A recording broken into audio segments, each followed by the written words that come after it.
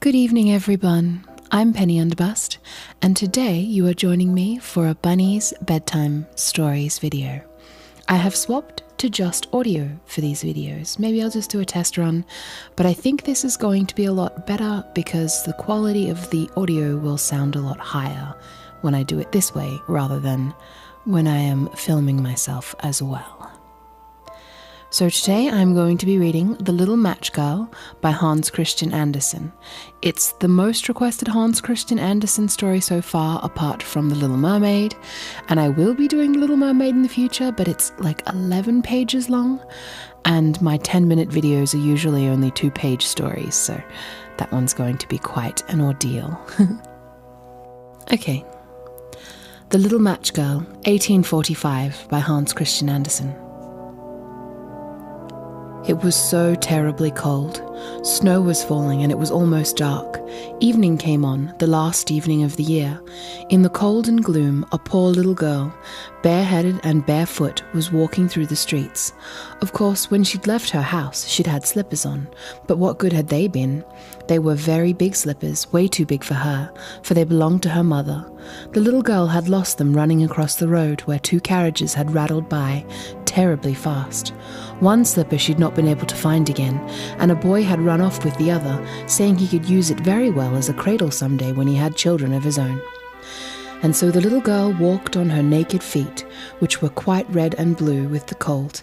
In an old apron she carried several packages of matches, and she held a box of them in her hand. No one had brought any from her all day long, and no one had given her a cent. Shivering with cold and hunger, she crept along, the picture of misery. A poor little girl.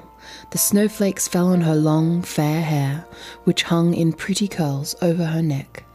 All in the windows lights were shining, and there was a wonderful smell of roast goose, for it was New Year's Eve. Yes, she thought of that. In a corner formed by 2 houses, one of which projected further onto the street than the other, she sat down and drew up her little feet under her. She was getting colder and colder, but did not dare to go home, for she had sold no matches, nor earned a single cent, and her father would surely beat her. Besides, it was cold at home too, for they had nothing over them but a roof through which the wind whistled, even though the biggest cracks had been stuffed with straw and rags. Her hands were almost dead with cold. Oh, how much one little match might warm her, if she could only take one from the box and rub it against the wall to warm her hands. She drew one out. Ratch! How it sputtered and burned. It made a warm, bright flame like a candle as she held her hands over it, but it gave a strange light. It really seemed to the little girl as if she were sitting before a great iron stove, with shining brass knobs and a brass cover. How wonderfully the fire burned, how comfortable it was. The youngster stretched out her feet to warm them too. Then the little flame went out, the stove vanished, and she had only the remains of the burnt match in her hand. She struck another match against the wall. It burned brightly, and when the light fell upon the wall, it became transparent like a thin veil, and she could see through it into a room. On the table a snow-white cloth was spread, and on it stood a shining dinner service. The roast goose steamed gloriously, stuffed with apples and prunes, and what was still better, the goose jumped down from the dish and waddled along the floor with a knife and fork in its breast, right over to the little girl. Then the match went out, and she could see only the thick, cold wall. She lighted another match. Then she was sitting under the most beautiful Christmas tree. It was much larger and much more beautiful than the one she'd seen last Christmas through the glass door at the rich merchant's house. Thousands of candles burnt on the green branches, and coloured pictures like those in the print shops looked down at her. The little girl reached both her hands towards them. Then the match went out. But the Christmas lights mounted higher. She saw them now as bright stars in the sky. One of them fell down, forming a long line of fire. Now someone is dying, thought the little girl, for her old grandmother, the only person who had ever loved her, and who was now dead, had told her that when a star fell down, a soul went up to God. She rubbed another match against the wall. It became bright again, and in the glow, the old grandmother stood clear and shining, kind and lovely. "Grandmother," cried the child, "oh, take me with you. I know you will disappear when the match is burned out. You will vanish like the warm stove and the wonderful roast goose and the beautiful big Christmas tree." And she quickly struck the whole bundle of matches, for she wished to keep her grandmother with her, and the matches burned with such a glow that it became brighter than daylight. Grandmother had never been so grand and beautiful. She took the little girl in her arms, and both of them flew in brightness and joy above the earth.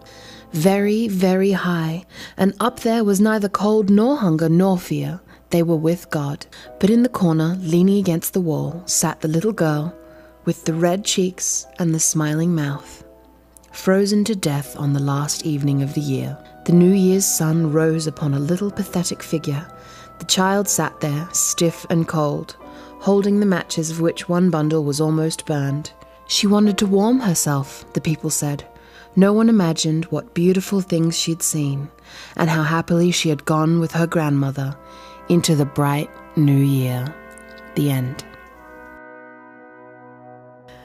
The Little Matchstick Girl, I think, is arguably the most famous of Hans Christian Andersen's stories, and I think definitely the most famous that wasn't covered in a Disney movie, perhaps Thumbelina. Anyway, if you have a request for a story for next week, please leave a comment down in the comments section, and if you see someone else has recommended a story that you would also like to be seen read, please leave a thumbs up on that comment, and I promise I shall try to get to it in the future.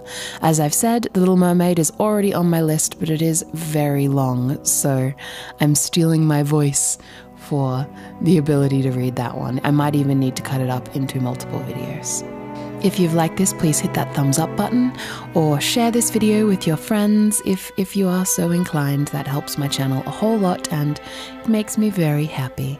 From the bottom of my little black heart, thank you for listening, bunnies. Goodbye.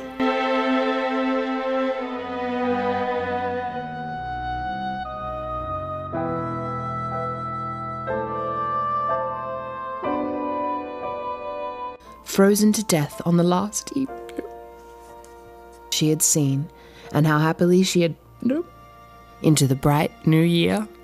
God damn it, Penny, don't let your voice crack.